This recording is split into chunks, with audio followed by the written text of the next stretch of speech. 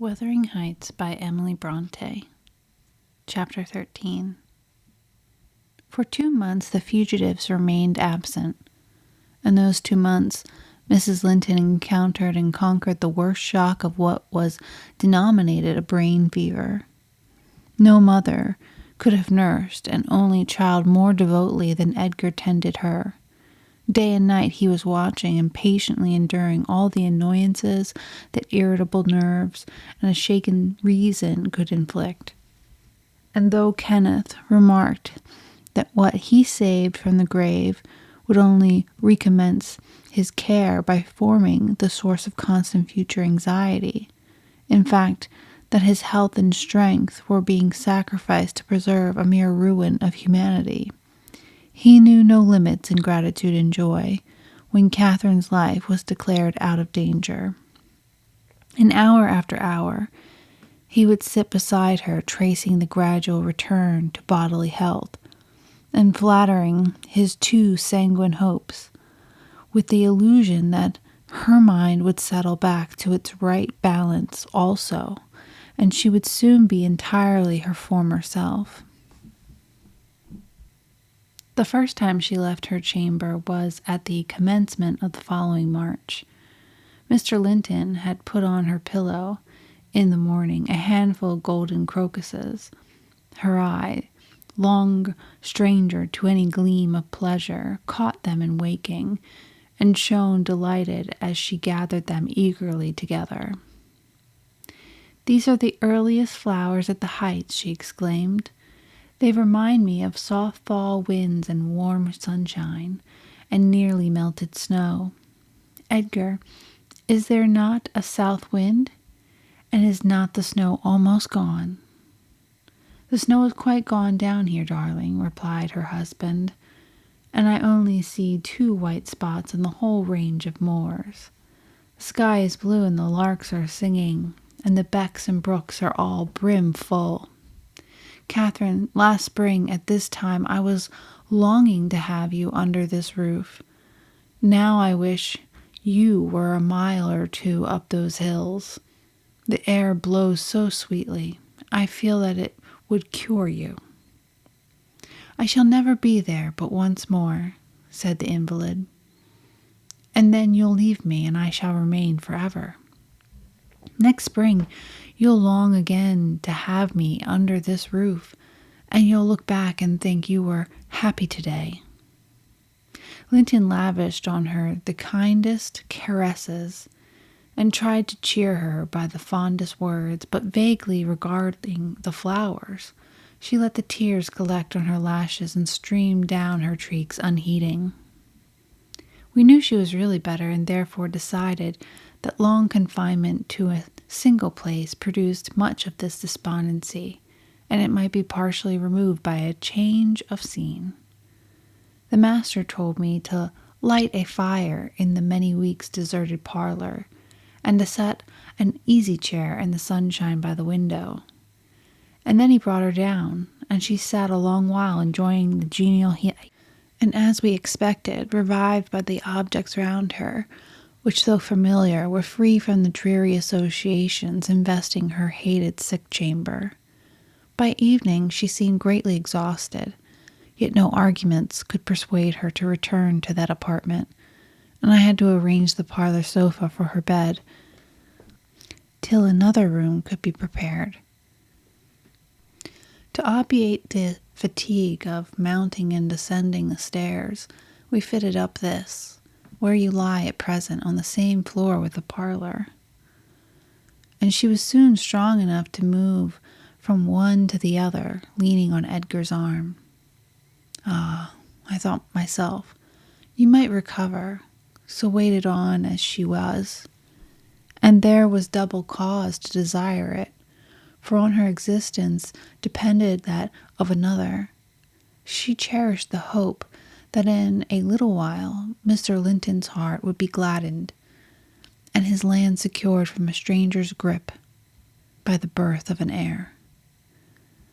I should mention that Isabella sent to her brother, some 6 weeks from her departure, a short note announcing her marriage with Heathcliff.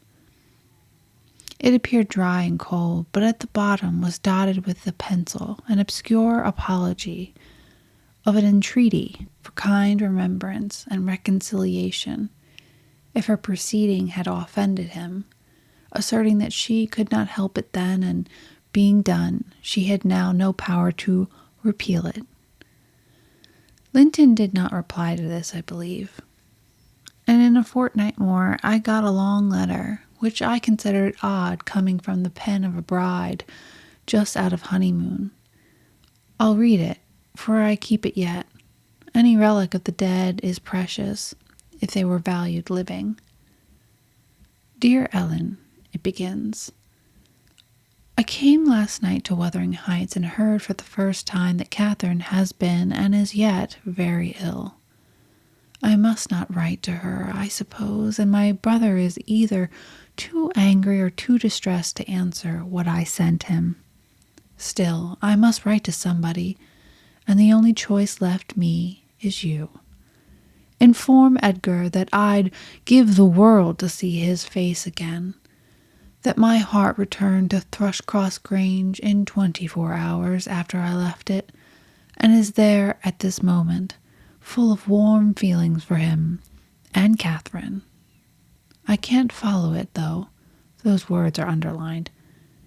They need not expect me, and they may draw what conclusions they please, taking care, however, to lay nothing at the door of my weak will or deficient affection. The remainder of the letter is for yourself alone. I want to ask you 2 questions. The first is, how did you contrive to preserve the common sympathies of human nature when you resided here? I cannot recognize any sentiment which those around share with me. The second question I have great interest in. It is this. Is Mr. Heathcliff a man? If so, is he mad? And if not, is he a devil? I shan't tell my reasons for making this inquiry, but I beseech you to explain, if you can, what I have married. That is, when you call to see me, and you must call, Ellen, very soon. Don't write, but come and bring me something from Edgar. Now you shall hear how I have been received in my new home, as I am led to imagine the Heights will be. It is to amuse myself that I dwell on such subjects as the lack of external comforts. They never occupy my thoughts except at the moment when I miss them. I should laugh and dance for joy if I found their absence was the total of my miseries and the rest was an unnatural dream. The sun set behind the grange as we turned onto the moors. By that I judged it to be 6 o'clock, and my companion halted half an hour to inspect the park and the gardens and probably the place itself as well as he could. So it was dark when we dismounted in the paved yard of the farmhouse, and your old fellow servant Joseph issued out to receive us by the light of a dip candle. He did it with a courtesy that redounded to his credit. His first act was to elevate his torch to a level with my face, squint malignantly, project his underlip, and turn away. Then he took 2 horses and led them into the stables, reappearing for the purpose of locking the outer gate as if we lived in an ancient castle. Heathcliff stayed to speak to him, and I entered the kitchen. A dingy, untidy hole. I dare say you would not know it. It is so changed since it has been in your charge. By the fire stood a ruffianly child, strong in limb and dirty in garb, with a look of Catherine in his eyes and about his mouth. This is Edgar's legal nephew, I reflected. Mine in a manner. I must shake hands, and yes, I must kiss him. It is right to establish a good understanding at the beginning. I approached, and attempting to take his chubby fist, said, "How do you do, my dear?" He replied in a jargon I did not comprehend. "Shall you and I be friends, Hareton?" was my next essay at conversation. An oath and a threat to set throttle on me if I did not frame off rewarded my perseverance. "Hey, throttler lad," whispered the little wretch, rousing a half-bred bulldog from its lair in a corner. "Now wilt ta begangen?" he asked authoritatively. Love for my life urged a compliance. I stepped over the threshold to wait till the others should enter.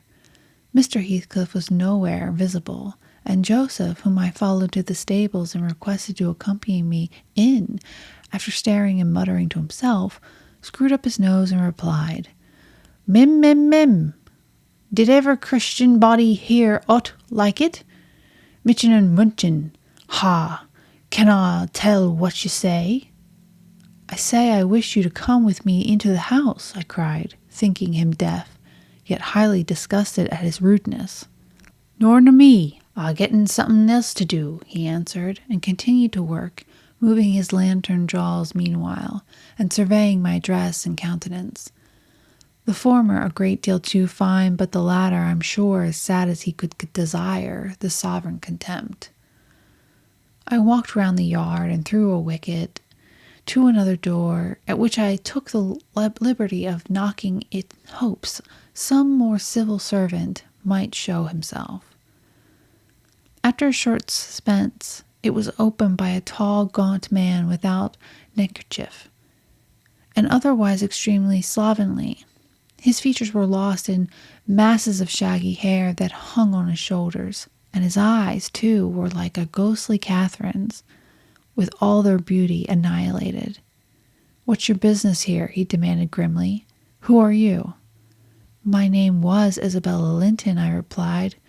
"You've seen me before, sir. I'm lately married to Mr. Heathcliff, and he has brought me here, I suppose by your permission." "Is he come back, then?" asked the hermit, glaring like a hungry wolf. "Yes, we came just now," I said. "But he left me by the kitchen door, and when I would have gone in, your little boy played sentinel over the place, and frightened me off by the help of a bulldog." "It's well the hellish villain has kept his word," growled my future host, searching the darkness beyond me in expectation of discovering Heathcliff. And then he indulged in a soliloquy of execrations and threats of what he would have done had the fiend deceived him. I repented having tried this second entrance. I was almost inclined to slip away before he finished cursing, but ere I could execute that intention, he ordered me in and shut and refastened the door. There was a great fire, and that was all the light in the huge apartment, whose floor had grown a uniform gray, and the once brilliant pewter dishes which used to attract my gaze when I was a girl partook a similar obscurity, created by tarnish and dust. I inquired whether I might call the maid and be conducted to a bedroom. Mr. Earnshaw vouchsafed no answer. He walked up and down with his hands in his pockets, apparently quite forgetting my presence, and his abstraction was evidently so deep in his whole aspect, so misanthropical, that I shrank from disturbing him again.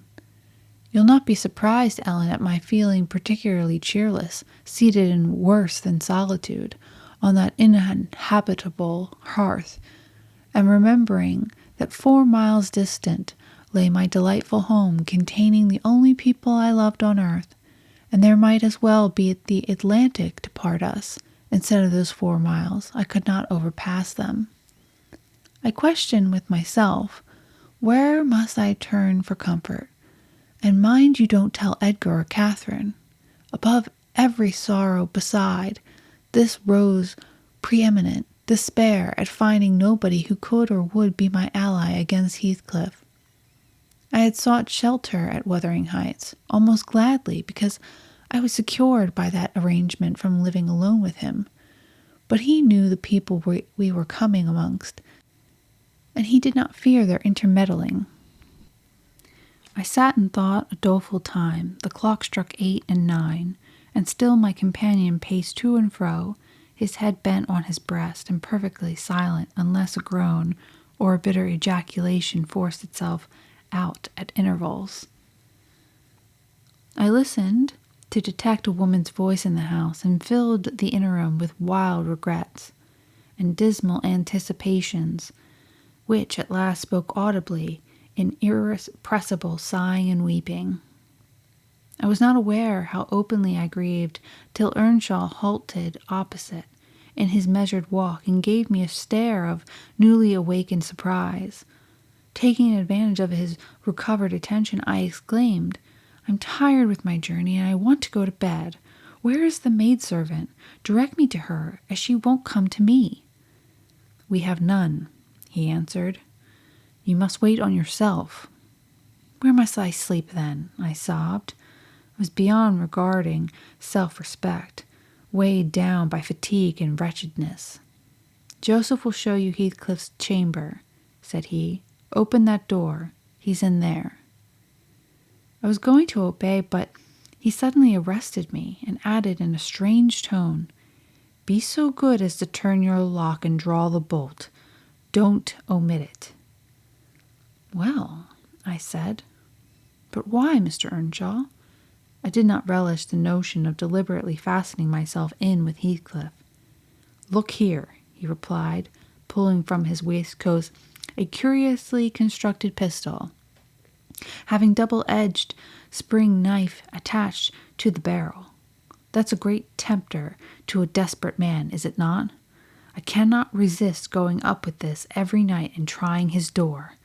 If once I find it open, he's done for.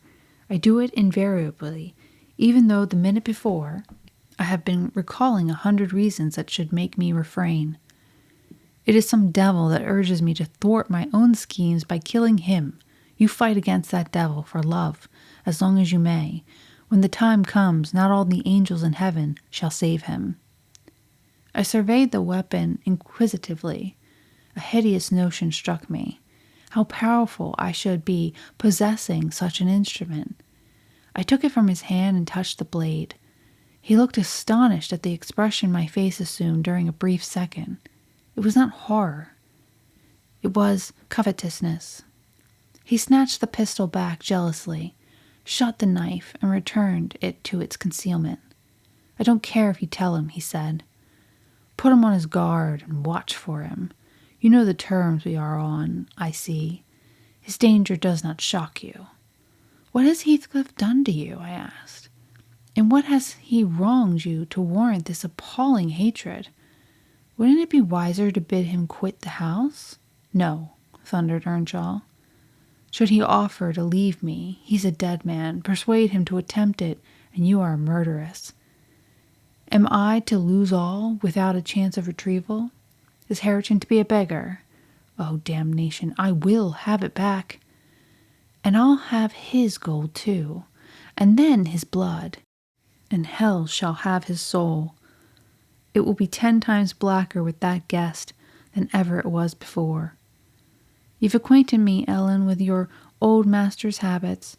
He is clearly on the verge of madness. He was so last night at least. I shuddered to be near him, and thought on the servant's ill-bred moroseness as comparatively agreeable.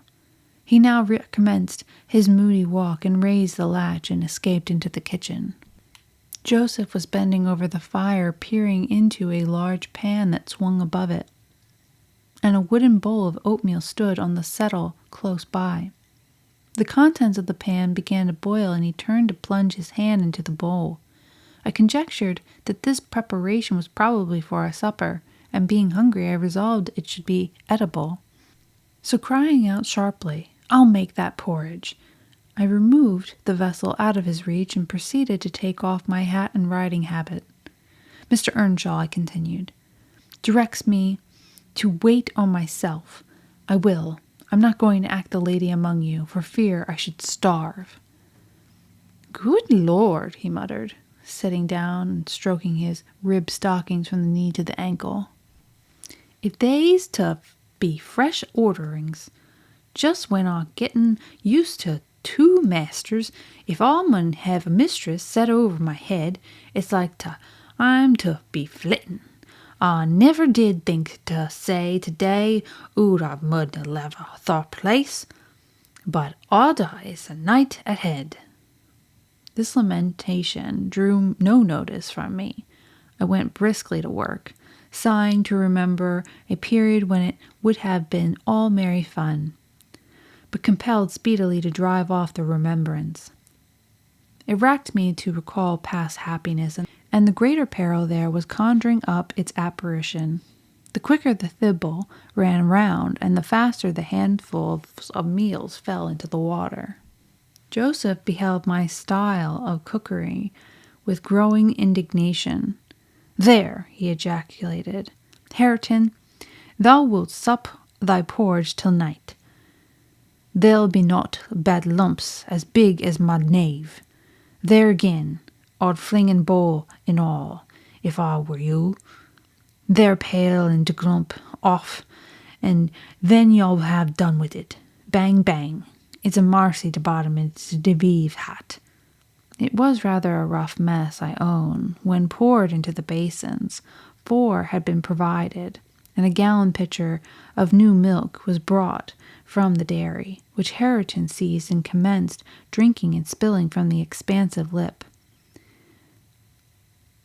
I expostulated and desired that he should have his in a mug, affirming that I could not taste the liquid treated so dirtily. The old cynic chose to be vastly offended at this nicety, assuring me repeatedly that the barn was every bit as good as I, and every bit as wholesome, and wondering how I could be fashioned to be so conceited. Meanwhile the infant ruffian continued sucking, and glowered up at me defiantly as he slavered into the jug. "I shall have my supper in another room," I said. "Have you no place you call a parlor?" "Parlor?" he echoed sneeringly. "Parlor? Nay, we've no parlors. If you done it, look ye, we're company. There's masters. And y'all done it, look ye, master. They's. "Then I shall go upstairs," I answered. "Shew me a chamber." I put my basin on a tray and went myself to fetch some more milk. With great grumblings the fellow rose and preceded me in my ascent. We mounted to the garrets, he opening a door now and then to look into the apartments we passed. "Here's a room," he said at last, flinging back a cranky board on the hinges. "It's weel enough to ate a few porridge in.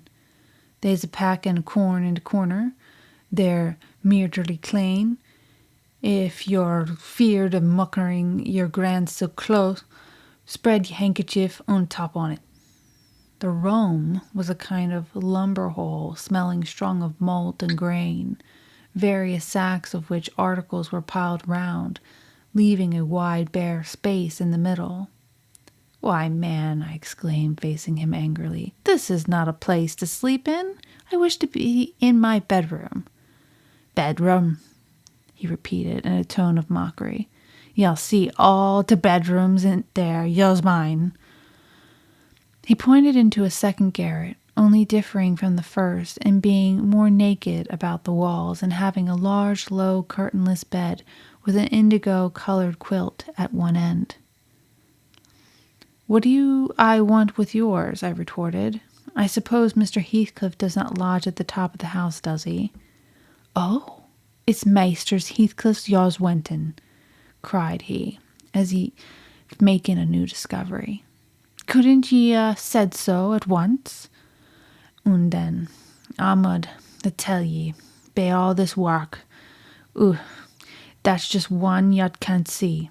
He, alas, keeps it locked, and nobody ever mails onto it but his'n."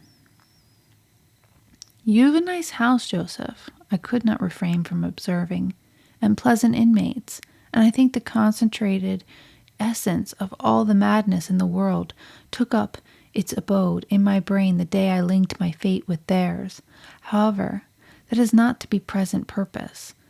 There are other rooms. For heaven's sakes, be quick and let me settle somewhere." He made no reply to this adjuration, only plodding doggedly down the wooden steps and halting before an apartment which, from that halt and the superior quality of its furniture, I conjectured to be the best one. There was a carpet, a good one, but the pattern was obliterated by dust. A fireplace hung with cut paper dropping to pieces.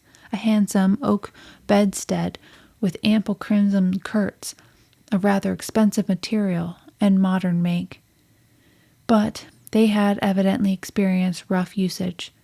The valances hung in festoons, wrenched from their rings, and the iron rod supporting them was bent in an arc on one side, causing the drapery to trail upon the floor.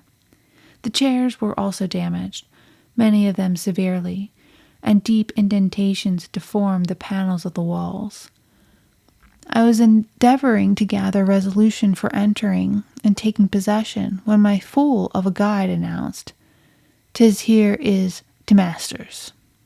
My supper by this time was cold, my appetite gone, and my patience exhausted.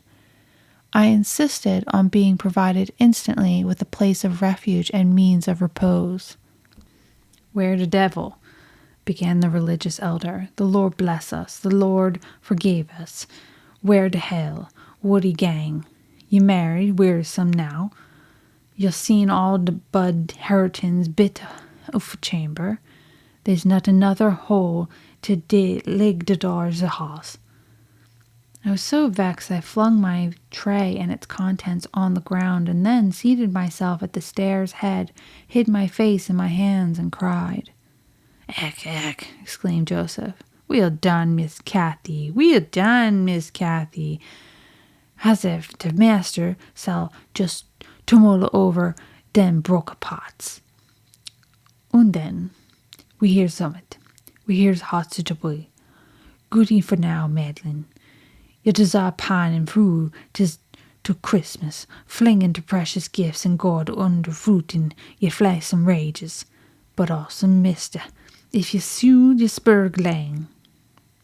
Wi' Heathcliff bid sich bonny ways, think ye? No but wish he was a costly plaisky. No but wish he may." And so he went scolding to his den beneath, taking the candle with him, and I remained in the dark. The period of reflection succeeding this silly action compelled me to admit the necessity of smothering my pride and choking my wrath and bestirring myself to remove its effects. An unexpected aid presently appeared in the shape of Throttler, whom I now recognized as a son of our old skulker.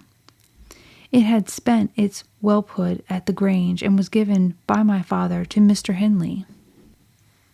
I fancy it knew me. It pushed its nose against mine by way of salute, and then hastened to devour the porridge, while I groped from step to step, collecting the shattered earthenware, and drying the splatter of milk from the banister with my pocket handkerchief. Our labors were scarcely over when I heard Earnshaw's tread in the passage. My assistant tucked in his tail and pressed to the wall. I stole into the nearest doorway. The dog's endeavor to avoid him was unsuccessful, as I guessed by a scutter downstairs and a prolonged, piteous yelping. I had better luck. He passed on, entered his chamber, and shut the door. Directly after Joseph came up with Hareton to put him to bed. I had found shelter in Hareton's room, and the old man, on seeing me, said, "There's room for both ye, and ye pride na. I should think I as us. It's empty. You might have it all to yourself, in him and the lass make a third, is such a company." Gladly did I take advantage of this intimation, and the minute I flung myself into a chair by the fire, I nodded and slept. My slumber was deep and sweet, though over far too soon. Mr. Heathcliff woke me. He had just come in and demanded in his loving manner what I was doing there. I told him the cause of my staying up so late, that he had the key of our room in his pocket. The adjective hour gave mortal offense. He swore it was not, nor ever should be mine, and but I'll not repeat his language, nor describe his habitual conduct. He is ingenious and unresting in seeking to gain my abhorrence. I sometimes wonder at him with an intensity that deadens my fear. Yet I assure you, a tiger or a venomous serpent could not rouse terror in me equal to that which he awakens. He told me of Catherine's illness and accused my brother of causing it, promising that I should be Edgar's proxy in suffering, till he could get a hold of him. I do hate him. I am wretched. I have been a fool. Beware of uttering one breath of this to anyone at the Grange. I shall expect you every day. Don't disappoint. Isabella.